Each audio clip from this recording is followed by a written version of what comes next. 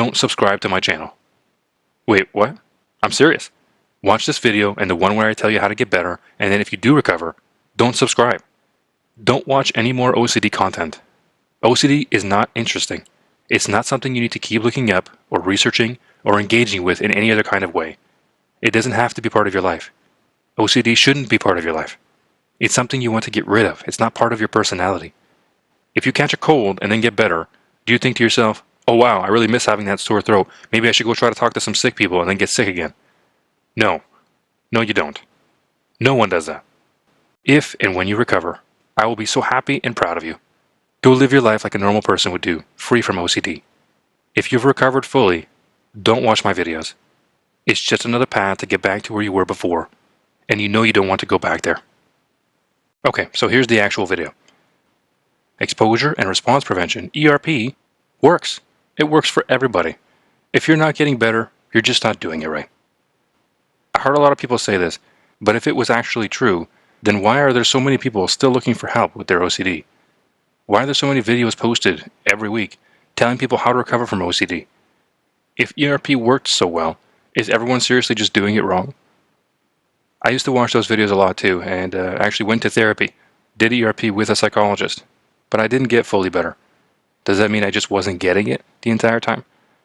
YouTubers and other people online say that they have proof that ERP works every time. Their proof is basically that they've never met anyone that said ERP didn't work for them, or that ERP worked for them personally. Neither of those two things are proof that it works for everybody. Just because you haven't met people who didn't get better doing ERP doesn't mean they don't exist. I was one of those people, and I wasn't the only one.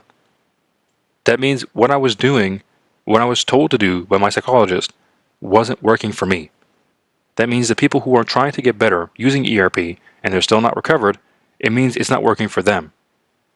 How about we stop blaming the people who are suffering with this disorder and instead see why ERP isn't working for them? Here's a big thing too that no one seems to mention. People who have OCD are really motivated to get better. They are ready to try anything or do anything to recover because OCD is such a horrible thing to live with day to day.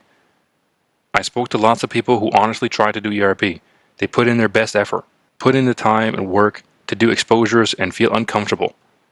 But just like me, they still had this problem keep coming back. I recovered from OCD, and I'll talk about that a bit more later. But when I was still suffering with it, I would have done anything to get better. I tried supplements, medication, therapy. Even when I stopped having coverage from my work, I still paid out of pocket for more therapy because I really wanted to recover, to fully recover, and stop having OCD every day for hours. Why I'm saying all of this is to highlight that I don't think the reason people aren't recovering from OCD is because they're not trying hard enough or they're not motivated enough to stick with it. To say that people who are trying ERP and not getting better are just doing it wrong, it's kind of insulting in a way because ERP is not really that complicated. I know because I did it too. I put all of my effort into getting fully better and I still didn't. I still had OCD. I still didn't fully recover. How about we stop blaming the people who are suffering with this disorder and instead see why ERP isn't working for them? To find out why it isn't working for some people, first you have to find out how effective ERP is to treat OCD in general. And you can't do that by using anecdotes. I can know somebody that got better by using ERP, or I can know somebody that didn't get better by using ERP. That's not going to tell me the big picture about how good the treatment is for everybody. The only way to know how it affects bigger groups of people is by doing the treatment to a lot of people and writing down if they recovered or how much they improved. That's why they do clinical trials for medications. They test the treatment on a big group of people and see if there's a difference between people doing the treatment and people not doing the treatment. Real numbers, real research is the only way you can find out if something's actually working. So instead of listening to anecdotes, you should look at the published research about how many people are actually recovering using ERP. And I did that. If you watched any of my other videos, you probably heard me mention these stats before. 1 in 3 people who do exposure and response prevention as a treatment for their OCD actually recover. That means if there were 3 people who had OCD and tried ERP to recover, only 1 of them would actually recover. The other 2 would still have OCD. When I first read that, it was shocking to me because I thought I was the odd one out. I thought that ERP worked for everybody else, but I was just unlucky and it didn't work for me for some reason. So if you've been trying ERP for your OCD for a really long time now and you haven't been getting better, you've probably been wondering, What's wrong with me? I keep doing exposures all the time, but I'm still not recovered. What am I doing wrong? Well, wonder no more. It's not you, it's the treatment. I'm just giving you published stats on this disorder. You can look up the meta-analysis yourself if you like. I'll include the link in the description. I'm not a conspiracy theorist telling you that ERP is a giant scam, because I actually don't believe that. But then you might be thinking, okay, so then if ERP has such bad recovery stats, why do we still use it to treat OCD? Well, ERP does still help some people improve their symptoms, even if they don't recover. And it's also the most studied therapy for OCD. So it's basically the best we've got right now, the best people could come up with up until this point. That takes me to how I recovered. Like I mentioned, I don't have OCD anymore. Whoever I spoke to, my doctor, my therapist, when I was trying to get better, basically told me that OCD is something lifelong, that I have to manage the symptoms my whole life, and that OCD thoughts could and would come back for the rest of my life. Some days would be good, some days would be bad, but as long as I kept doing ERP and talking to my therapist, I can still have a meaningful life with OCD. Well, luckily for me, they were wrong. After doing my OCD thought patterns for multiple years, I reached a breaking point where I really tried to break down what I was doing in my head every time. This was the pattern, every time. An OCD thought would come in, sometimes because something prompted it, but sometimes just randomly. I'd feel really high levels of negative emotions, like fear, guilt, disgust with myself, urgency. Then I'd do something to make myself feel better in the moment, like compulsion, like find reassurance that what I was thinking about was ridiculous, or check that my thoughts weren't right, or some other kind of compulsion to try to calm myself down. Then it would work, and I would feel better for a while. But then the thoughts would come back again eventually.